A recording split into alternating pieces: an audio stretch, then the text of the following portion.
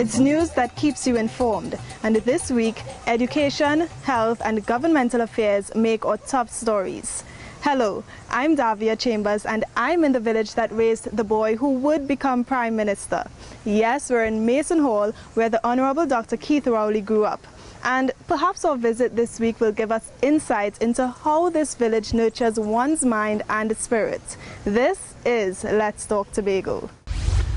In our top stories, teachers meet to improve the educational system.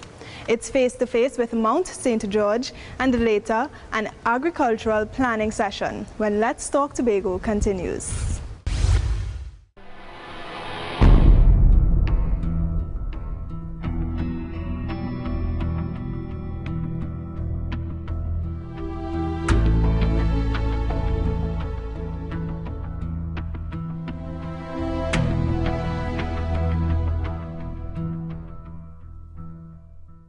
At the top of the program, I talked about nurturing one's mind and spirit, and we start this week's stories with the capacity to learn. We're at Mason Hall Secondary School, where your education is your future, and its principal, Mrs. Melville Jack, knows that all too well. Curriculum enhancement, parental and community involvement, and inclusive education. These are some of the topics education stakeholders discussed as the nation works towards creating a more effective learning environment for our children. Prime Minister Dr. Keith Rowley encourages this kind of consultation. He hopes it will create a system that goes beyond certification. The average citizen has to look for more in education. The teachers who teach have to teach more than what's coming for exam. And the students who come out of school have to come out benefiting from a molding that makes them on a pathway for a life regardless of where they end up. The theme of the national consultation is working together to deliver quality education. The Division of Education, Youth Affairs and Sport urged the participants to look at innovative ways of integrating information and communications technology in schools and provide children with learning that's holistic. We may not agree on all of the strategies, but I think we must agree on the outcomes. Healthy, empowered young people, effective teachers, and a classroom and an education environment that is fulfilling, that is inspirational, and that is preparatory. Participants were also encouraged to explore better support services for teachers and students, and to make suggestions for dealing with the negative peer pressure. This consultation should be the beginning of a reforming of children-centered education system.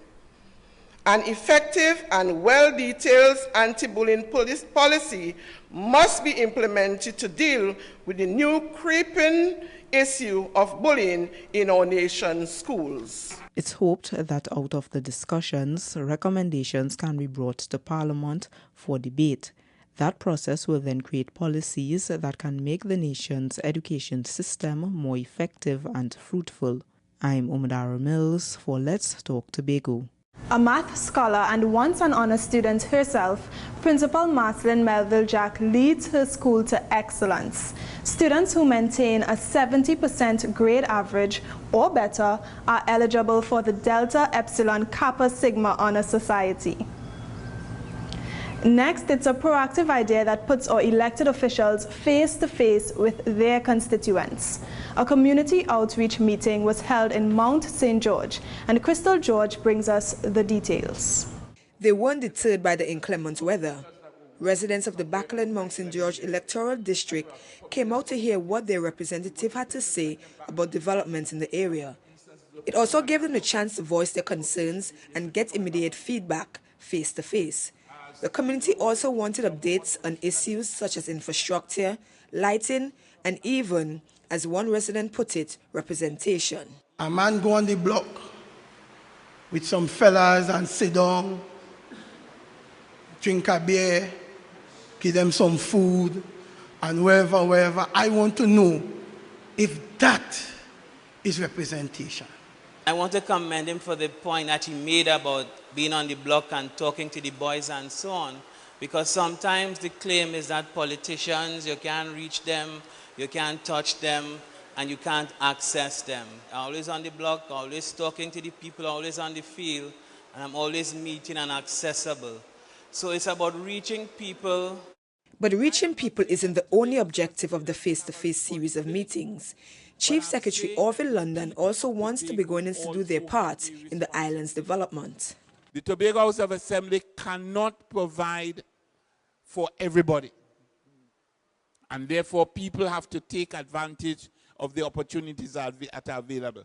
And as the economy becomes tighter, people are going to have to become more self-reliant. We will carry out our responsibilities. We will provide the opportunities. We, in some cases, will provide the resources. But the initiative has to come from the people. And if the initiative does not come from the people, the resources are going to be wasted and the opportunities are going to be taken up by other people. Residents also asked about the status of road repairs. My concern is that works, the pipeline initiative that is happening now, we welcome it. The issue I'm having is the John Dale pipeline went, I think it's more than a year now. I drive, and I would like to have that portion of road repaired. The main road from John Dale, if you pass through that area now, you will see that we have begun some preparatory work to deal with the resurfacing of John Dale. As you pass through there now, you will see that work has begun over the last few days. We are aiming to resurface the John Dale area, and we will undertake the remainder of the resurfacing when WASA has completed the pipeline from Mount St. George down to Hope. The next community meeting will be held at the Goodwood Primary School on Tuesday, March 1st from 7 p.m. I'm Crystal George for Let's Talk Tobago. It's high marks for Mason Hall Secondary. It placed second for the Caribbean Secondary Education Certificate results last year. And the reward for students who attain at least 75% is having their name published on the door of their teacher's office. Now, social media is a great way to keep in touch with friends and family. It's also a remarkable networking tool. Kern de Freitas tells us about entrepreneurs who learned the benefits of using social media to market their business. Let's face it, almost everyone is on social media, whether it's Facebook, Instagram, Twitter, Pinterest, or business networks. Social media has over 1 billion users worldwide. It is so powerful that the number of worldwide users is expected to reach some 2.5 billion by 2018. So, what better place for an entrepreneur to advertise their business? Well, entrepreneurs in Tobago gained knowledge on how they can utilize social media to expand their horizon at the first social media marketing workshop hosted by the Business Development Unit at the Division of Finance and Enterprise Development. Its growing trends and innovative use has also made it a gateway for export initiations and negotiations. Social media has worked to integrate this world, and it is our aim to equip Tobago's entrepreneurs in the art of its use, so that they too can become a part of the world's clique of most avid entrepreneurs. Social media marketing has many advantages. It allows one's brand to gain recognition, improves brand loyalty, and attracts new customers. According to HubSpot, 92% of marketers in 2014 claimed that social media marketing was important for their business, with 80% indicating their efforts increased traffic to their websites. Social media is not about Twitter. Social media is not about Facebook. Social media is not about Instagram, Pinterest. Those are just tools that you use in social media. Social media is about one thing alone, which is your journey and your story. However, as with every aspect of life, social media also has its challenges. But the local entrepreneurs were encouraged to not give up on social media. Social media is all about marketing, and the reason it is boring is it is repetitive. It's people asking you to do the same thing over and over and over again. But that is where success is. If you do not take the time to write these things down and spend time with them and stare at them, you're not selling. The Business Development Unit hopes that from this training, they'll provide a new stream of knowledge that will develop a more proactive and innovative business community that can extend its reach to the world via social media. I'm Kern De Freitas for Let's Talk Tobago. Developing a strategic plan for agriculture, coming up on the other side of the break. Stay with us. Going to Barbados? Why continue to pay high prices when you can get there for only US $231.95, all taxes included? Yes, you heard right. You can now travel to Barbados from Tobago for a mere US $231.95 on Gold's weekly service. So if you're going to Barbados for business, the beach, crop over, or attending university, stop wasting your money on those other high-priced airlines and get there for a fraction of the cost. To book, just log on to www.vogel.com.br. Barbados just got closer. Welcome back. I'm Davia Chambers at Mason Hall Secondary School, and we have some sports trivia.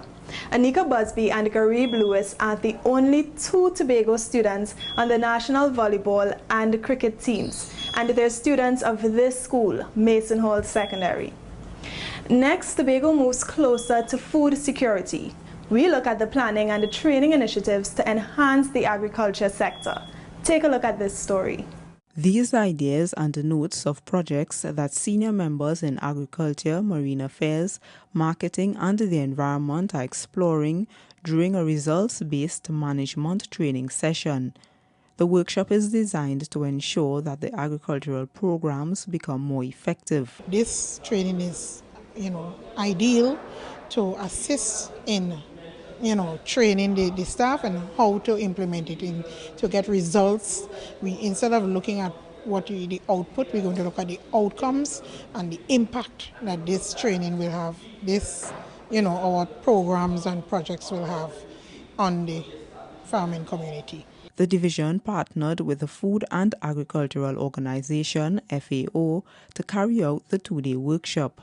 It's hoped that the ideas being shared can also influence the 2016 to 2019 National Program Framework for Agriculture. It's about planning, and so hopefully the quality of planning and quality of performance-based management and performance-based measurement is improved, and that should help in terms of ensuring that the division achieves the objectives it sets. The division's 2015 to 2020 strategic plan has 4 primary goals. They are to create an enabling policy for the environment, form a dynamic Tobago eco-food branding, mold more proactive and innovative stakeholders, and ensure the efficient use of Tobago's environment. The 30 participants are grateful for the training since it helps them put these goals into action. What stood out for me basically is looking at the participants being very interactive, being very energized and ready to put this training into practice.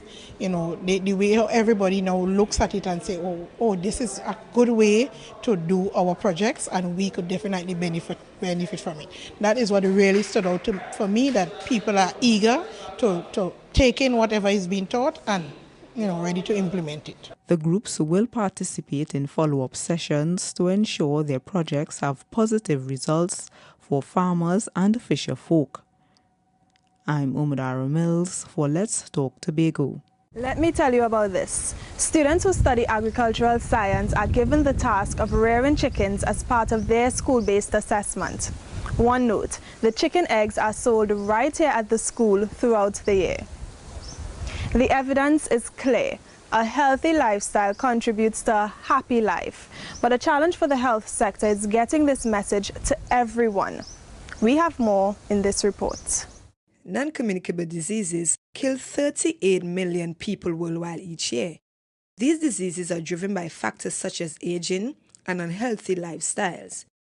The Non-Communicable Disease Project is aimed at reducing the number of at-risk Tobagonians. It's an initiative of the Trinidad and Tobago Red Cross and the Division of Health and Social Services. Healthy individuals make happy family.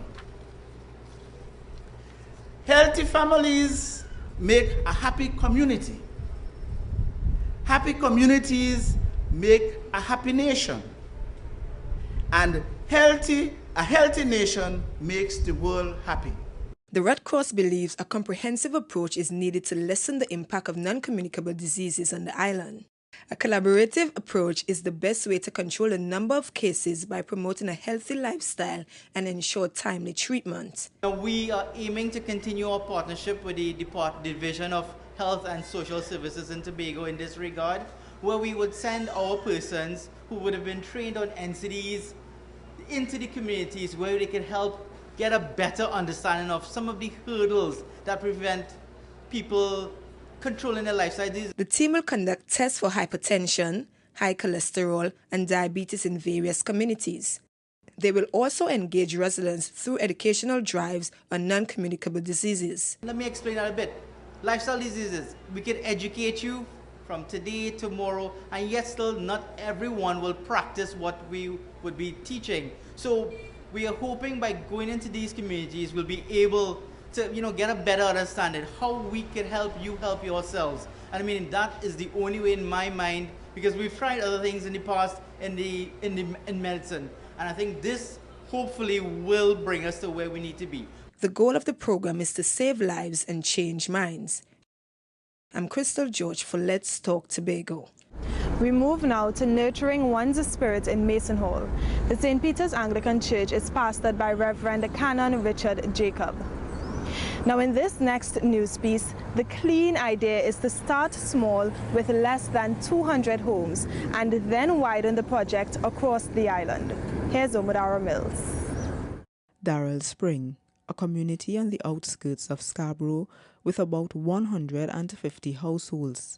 It's seen as the ideal neighborhood to carry out a waste management pilot project for the introduction of bins in every household instead of a community unit. And there's more to this initiative. We would be educating schools because ideally we want to reduce the total amount of waste that goes to the landfill side. So we're going to introduce the concept of recycling. We're going to start at schools. Secondary, we're going to deal with composting, but not at this moment. Additionally, we want to see the concept of having litter wardens in place to curb illegal dumping. The project comes out of the Department of Public Health under the Division of Health and Social Services. Besides the schools, public health officials will educate the residents about the importance of this new system of garbage disposal collection. We're going to have a cleaner island because we also want to deal with the concept of stray dogs. And we have a more aware public because I'm not sure the public knows of the facilities available to them. For example, white waste, instead of dumping it, you can call our division and our trucks could come and collect it from your home to the landfill. A more effective waste management system will enhance the beauty of the community and reduce the spread of communicable diseases such as chikungunya and dengue. Recently, we have seen the emergence of new diseases from the Aedes aegypti mosquito, which we have here in Tobago. So a cleaner environment, less waste on the roadways, means less breeding sites for the mosquitoes, and as such, reduces our chances of getting this disease. The project is expected to start in mid-April and continue for 6 months before it is assessed and done in other communities around the island. I'm Omodara Mills for Let's Talk Tobago. Coming up, we're going to tell you about the many things to do at Pigeon Point Heritage Park. See you right after the break.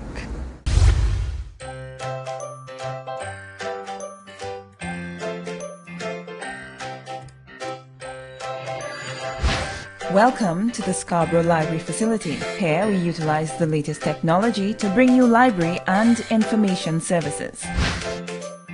Once inside, the staff at the information desk will direct you to the relevant department. And now, our CSR Darian will help you through the registration process. Hi, good day. Ready to register? Hi, good afternoon. Yes, please. Can I see your documents? One completed form, photo identification, and utility bill? Yes. Thanks much. This is your library card. It displays your user ID as well as your barcode. This information is also reflected on the reverse side. If you'd like, you can tear along the perforated line to detach the two pieces. This can be kept in your keychain, the other can be kept in your wallet or your purse.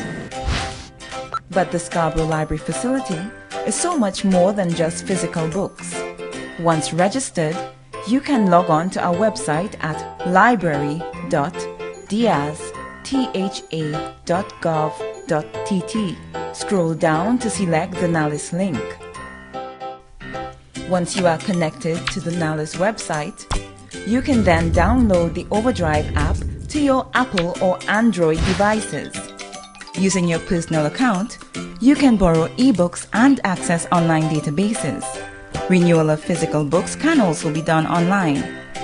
The new Scarborough Library facility will revolutionize your library experience, where information inspires innovation.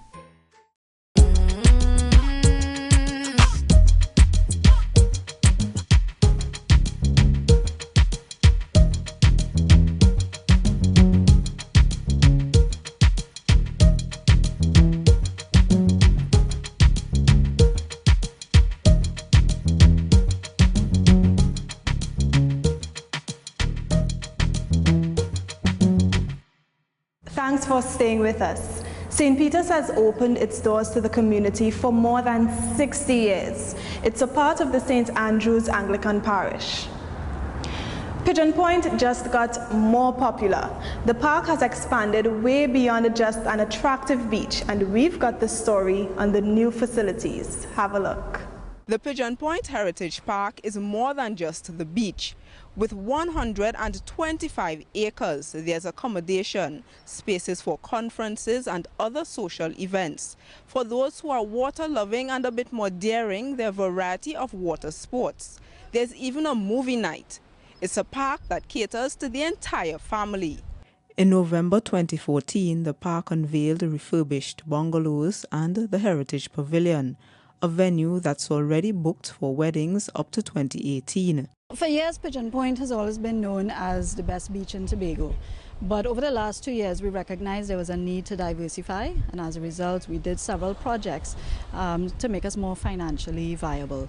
And the main one in this was our Heritage Pavilion, which is a multi-purpose event facility. So it now allows us to have very large weddings and receptions, conferences and meetings and seminars. And that has opened up a whole different market to the park. The new facilities added to the other conveniences at the park, which include souvenir shops, restaurants, bars, and trips to the reef. And they are getting favorable reviews from customers. But we do get a lot of very positive comments. When you see the pavilion, you'll understand why. It is a magnificent building. It is just set in the location around the coconut trees, and it gives a very natural ambience to whatever activity you're having there. The bungalow, we've had several long-term stays, and again, they have been very pleased with the service, with the location. The Division of Tourism and Transportation supports the park's development since it helps attract more tourists and boost the tourism sector on the island. Pigeon Point has always been very important to Tobago, and it continues to be. We actually have a business ecosystem existing in here because there are about 20 businesses that coexist in the park. We have had growth of about 8% per annum in our visitorship, and last year we had about just under 200,000 persons visit for the entire year. If you look on a cruise ship day, you'll realize that Pigeon Point is the main destination that is being sold for cruise ship tours. With the infrastructure already in place, the park's management will focus on preserving the natural environment. There are also plans to develop the capacity of its employees, all in an effort to ensure that visitors have an enjoyable experience. I'm Omadara Mills for Let's Talk Tobago. Residents from Adelphi and all areas of Mason Hall come here to hear the Word of God. St. Peter's is a community church. Moving to sports now, top athletes possess great skill, strength, and agility. And in this next story, we learn about support for student athletes determined to succeed. Take a look. Tobago has always had an abundance of gifted athletes. Kellyanne Batiste and Lalonde Gordon in track and field, Dwight York and Sid Gray in football. Even in sports like cricket, netball and tennis, the talent is evident. Success, though, takes more than talent. To ensure that they can excel, the Sport in Education unit provides support for promising young athletes. We deal with sport at the primary, sport at the secondary. We deal with the whole situation with preparing students for the continuous assessment component of the SEA. We also deal with a situation where we even expand into the area of SAT tuition, preparing students for athletic scholarships and all of that. So that our mandate is fairly broad and is supplementary and complementary to the regular school curriculum. Most of the athletes making Tobago proud today on the international stage would have benefited from the unit's programs. The focus is on holistic development, and students even get SAT tuition and scholarships to the University of Trinidad and Tobago. It's all about ensuring they have opportunities to maximize their potential.